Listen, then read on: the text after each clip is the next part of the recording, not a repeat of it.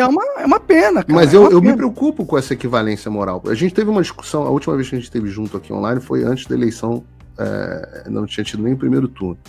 E eu fiquei perguntando para você, Bolsonaro ou Lula, e você falou assim, não vou votar, tanto faz, não sei o que, blá, blá, blá, blá. E agora? Eu vejo que você é um cara que muda de opinião. Você é um cara que muda de opinião quando você... Eu posso mudar, claro, mas é que... Hoje? Cara, obviamente eu achava o Bolsonaro menos pior do que o Lula.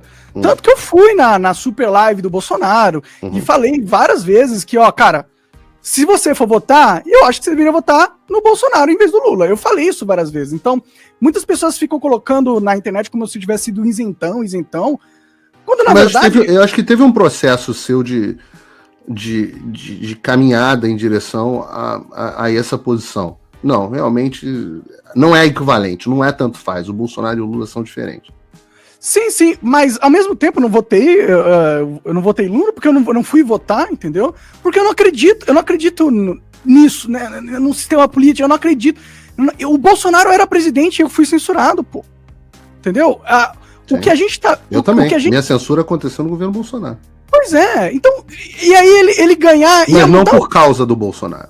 Mas... E o Bolsonaro, ele pode não ter feito tudo que poderia ter feito para impedir a nossa censura. Puta covarde, pô. Alguns poderiam ele aceitou. O Xandão, ele perdeu pro Xandão, cara. Ele tinha o Estado na mão, ele tinha o povo brasileiro com ele. Ele era literalmente um mito, cara. As pessoas amavam o cara, saíam milhões na rua pra dar apoio político pro cara. Ele pegou tudo isso e jogou no lixo. E foi chorar em Miami. Então, tá, mano, o Lula realmente é pior do que o Bolsonaro, mas o Bolsonaro também não fede nem cheira. Você pode dar poder ele pode ficar 10 anos na presidência, ele vai perder todo dia, porque ele não sabe brigar, porque não tem estratégia, porque tem medo, porque precisou proteger a família dele, entendeu? Então... Eu não sei se foi uma estratégia de proteção da família. Você acha que esse é o calcanhar de Aquiles dele, é esse? Alguma coisa tem nele para ele ser cagão desse jeito, né? Porque não é possível, ele aceitou o país acabar, pô. O país acabou durante o Bolsonaro. Durante a presidência do Bolsonaro, o país acabou. Foi isso que aconteceu. Agora a gente vive num não país. E o Bolsonaro foi caçado. E tá pedindo pro Xandão que Deus toque o coração do Xandão. Que porra é? O Bolsonaro larga de... Como assim? Aí, vou botar no Bolsonaro... Não subestime a capacidade de Deus de tocar o coração das pessoas, tá? Tudo bem, mas você não pode contar com isso. Pois é. Porra, tá ligado? Essa não pode ser o seu plano. O seu plano não pode ser que Deus toque o coração.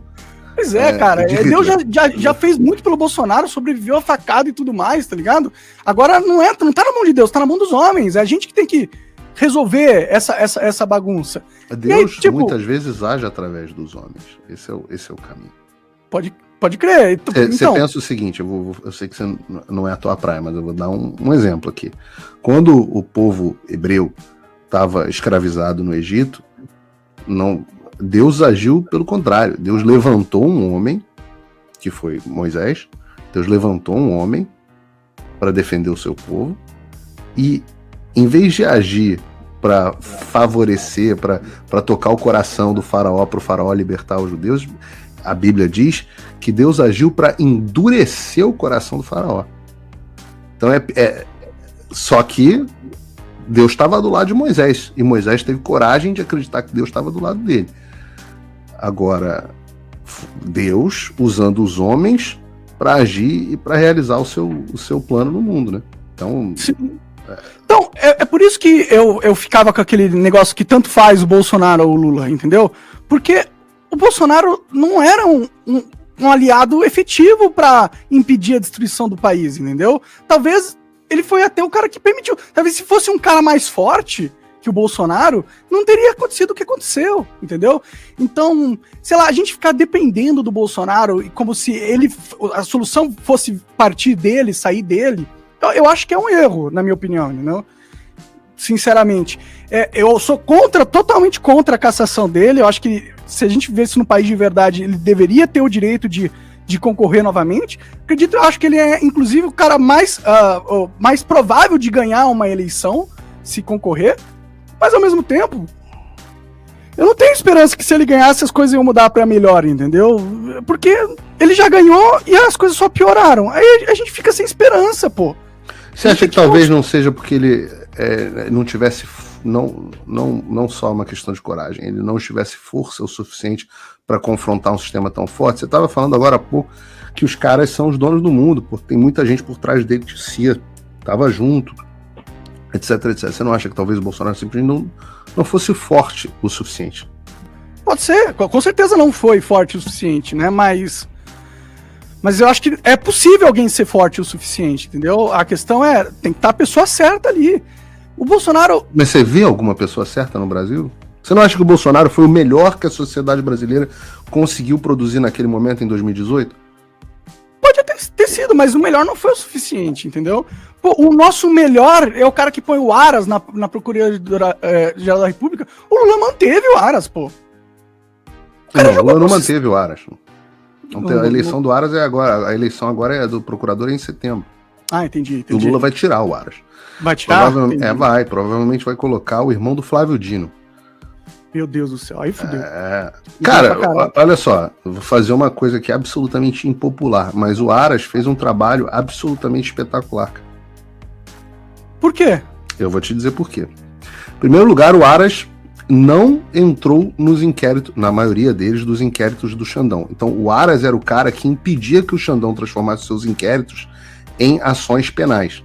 A Lindora Araújo, que é o braço direito lá do Aras, que é a vice-procuradora, ela denuncia todos os abusos do Xandão. A capa da Veja dessa semana, inclusive, são documentos onde a Lindora senta o pau no Xandão. Aras e Lindora colocados Bolsonaro, tá? Então, o Aras foi um dos grandes entraves contra os avanços do Xandão. Uma das coisas que o Xandão está esperando é justamente a troca do PGR, do Procurador-Geral da República, para a entrada, e muita gente diz que será, do irmão do Flávio Dino. Esse é o primeiro ponto em defesa do Aras. O segundo ponto em defesa do Aras, e o Glenn talvez concorde comigo nesse aspecto, foi que o Aras desmontou o esquema de poder da Lava Jato. Porque a Lava Jato era, essa sim, um esquema de poder dos globalistas. Ela sim. Esses caras da Lava Jato, eles não fizeram o que fizeram contra o Lula para favorecer a direita ou contra a esquerda. Não. Eles eram os caras que iam tirar aquela velha esquerda marxista corrupta do poder para colocar a nova esquerda, que com essa cara mais limpinha, mais tucana, mais, Fórum Econômico Mundial, etc, etc. O Lula teve que se travestir e fazer um acordo nesses caras para ser reabilitado. Uhum. Porque esses caras perceberam que eles não tinham nenhum candidato, tentaram 10. Simone Steppe, antes, Dória, Eduardo Leite, Moro, tentaram todos. Moro era o candidato do sistema, Moro era o candidato da Globo. Pode crer. Quando viram que deu errado, que nenhum desses tinha capital eleitoral para nem com as manipulações o cara vencer, porque, não dá, você tem 3%, não dá pra você convencer, nem com Datafolha, que você vai virar presidente. Aí eles viraram e falaram, o único cara que consegue vencer o Bolsonaro é o Lula. E aí reabilitaram o Lula fez um aceno para eles, colocou o Alckmin de vice, como uma apólice de seguro pros caras, e hoje o Lula tá aí, meio que acendendo uma vela pro santo, uma pro diabo, né? Mas o Aras foi o cara que desmontou o esquema de poder da Lava Jato, porque quando o Bolsonaro chegou no poder, ele não sabia disso, a ponto de que ele nomeou o Moro ministro da Justiça, e ia dar pro Moro uma vaga no STF. Imagina o que teria acontecido. Pode crer. Então, talvez aí tinha uma ingenuidade política do Bolsonaro, né? Não, mas ninguém não pode acusar, ninguém pode dizer que o Bolsonaro não é ingênuo politicamente, porque, chegou num dado momento que o advogado-geral da União, que é simplesmente o cara que defende e diz o que a União pode ou não fazer do ponto de vista jurídico. O advogado-geral da União, eu esqueci o nome do cara agora, no ano passado, o cara que era advogado-geral da União do Bolsonaro no primeiro mandato, no ano passado o cara era assessor do Xandão. Ah, o André Mendonça, você tá falando? Não, André Mendonça foi pro STF. André Mendonça chegou, foi depois. Mas esse cara, eu esqueci o nome dele, já falei em live. Inclusive com Elo, com amizade com os militares, colega de escola militar de um dos generais. Então, assim, o Xandão tinha um cara dele dentro, como a AGU. Então, eu não tenho como discordar de quando você fala de que, sem dúvida nenhuma, o Brasil ruiu na gestão Bolsonaro. Bolsonaro não foi capaz de impedir que o Brasil ruísse. A dúvida é, não seria pior sem ele? José Levi, foi o Rafael aqui e a Isabel no chat falaram que José Levi é o nome do cara. Ah, entendi. Eu não sei, a gente teria que entrar num universo paralelo pra descobrir isso aí, entendeu? Pode ser que sim, pode ser que não. Verdade. Eu não sei, mas a questão agora é, tá, a gente se fudeu, perdemos o país, e aí, como que a gente reconstrói? É possível reconstruir? Eu quero fazer essa pergunta pra você, eu que tô te entrevistando, pô. Então, eu sinceramente não sei se é possível. Eu não sei se é possível. O que você acha? O que você acha que tem que fazer agora? Eu acho que tem que ter um movimento político coordenado, que precisa ter pautas, precisa ter uma agenda, né? Você precisa pegar o agro e encher de dinheiro, né? O agro tinha que pegar e começar a comprar mídia em tudo que é canto, tinha que comprar mídia. Impressionante como o agro é pouco articulado, né, cara? Pois é, os caras são multibilionários, pô. Isso cara, isso é de cair o meu da bunda. Porque eu olho os caras do agro e vejo dinheiro assim, mas é muito dinheiro que os caras têm. Mas é muito dinheiro, é muito dinheiro. Se você for cara, se você for pro Mato Grosso, você vai achar que os caras da Fiesp são pobrinhos. Sério, é um negócio assim, absolutamente impressionante. E, no entanto, os caras não tem um grupo de mídia. Quando muito, os caras são donos da afiliada da Rede Globo no local. Pois é. Talvez eles sejam globalistas também, né? Não são, cara. Os caras são monstros. Eu tô fazendo parte de um programa que acontece todo dia às 8 da noite, que se chama Braddock Show. Hoje, inclusive, eu vou estar no Braddock Show às 8 da noite. E o pessoal do Braddock foi uma iniciativa do agro. E muito bem feitinho o programa. Os caras, eles ainda têm que, obviamente, fazer alguns ajustes, mas o programa é muito bem feito, os caras têm boa intenção, etc, etc. E é uma turma do agro. Mas eu falo assim, cara, peraí. Pra você hoje montar um grupo de mídia porreta no Brasil, com uma estrutura tipo Daily Wire, você vai gastar $2 milhões. Cara, $2 milhões não é dinheiro. É dinheiro pra mim. Nada. Sim. $2 milhões é dinheiro pra mim. Mas dinheiro pra... Pô, não tem 3 caras do agro pra montar uma TV com $2 milhões, chamar você de comentarista, eu de comentarista, blá, blá, blá, monta uma estrutura de programa, uma grade. Primeiro que a Jovem Pan implode no dia seguinte. Porque hoje a Jovem Pan nada de braçada, porque não tem concorrência e porque tem alguns caras muito bons. Eu sempre falo do Pavinato, do Mota. Hoje o Pânico lá, o Bolsonaro arrebentou, 300 mil pessoas assistindo. Mas se montar uma estrutura com os comentaristas que a população ama, cara, você não acha isso, não? E não é só isso. Isso seria fácil de fazer. Se der esse dinheiro na nossa mão, a gente põe pra rodar em 1 segundo, cara. Pô, a gente sabe fazer isso aqui. Eu fiz o Flow, pô. Eu sei fazer uma empresa de mídia, tá ligado? Então é 1 segundo. Mas não é só isso. É comprar patrocínio nas grandes mídias. Comprar AdSense do YouTube. Entendeu? Se o agro começa a dar $1 bilhão de reais por ano pra comprar AdSense no YouTube, o YouTube muda completamente. Entendeu? Muda? Você acha que muda? Você acha que o YouTube muda por causa de 1 bilhão? Talvez não, talvez o YouTube não, porque ele é globalista pra caralho, né? Eles têm dinheiro, né? Mas se você der pro esses caras do YouTube, que agora estão sofrendo na mão do Flávio Dino e tal, esses caras são corresponsáveis por tudo que a gente tá passando. Com certeza, com certeza. Mas, por exemplo, pega o Felipe Neto. Você começa a dar dinheiro pro Felipe Neto, mais do que ele tá recebendo dos globalistas, o que é muito dinheiro, tá? Mas, por exemplo, ele muda de time imediatamente, entendeu? E tem outros 1 bilhão de influenciadores, 1 bilhão de podcasts. Tinha que jogar dinheiro nessa galera pra falar o agro é foda, o agro é bom, e o agro defende a liberdade. Porque os globalistas, eles vão querer tirar as terras do agro. Uma das estratégias dos globalistas é fazer a população mundial passar fome.